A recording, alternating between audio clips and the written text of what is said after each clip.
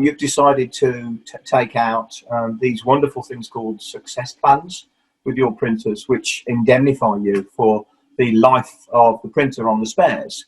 But you've also done some work with my colleagues in the technical department to work out regular maintenance schedules, and that's something that we've agreed between us we'll come and do for you. Are there, would you like to just explain to everybody that your thought process on that, just on why you went down that route rather than learning it all yourself? Or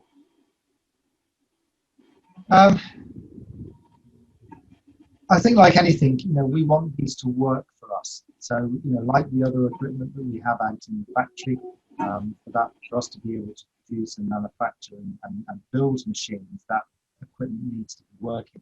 So we've not treated this any different than we would, the lifts and all the other stuff that we've got in the factory. At that point, you want to know that you can get old spares.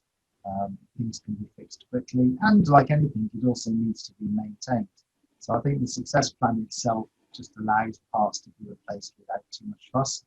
And then, as you know, we started off by sort of doing that service once a month. That really probably was too much. But by seeing Max every 3 months, going through all of the kind of obvious stuff, the changing of the nozzles, the bag and tubing, making sure the beds are level, everything is working as it should be, just allows you to set them off again for 3 months. And then, we deal with the little bits in between. If you have any problems, then, Max and people are great. We just speak to them.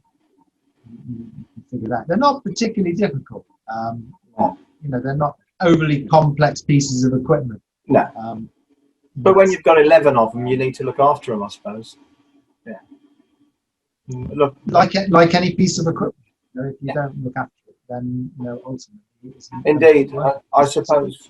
Yes, I suppose you could say the same for your products when they're out doing their job. People need to look after those too. So you understand, I think, is good. I've got a final question for you. First of all, thank you for explaining to us your thoughts and taking out your valuable time. No doubt it'll cost me some material somewhere down the line for the time you spent with us.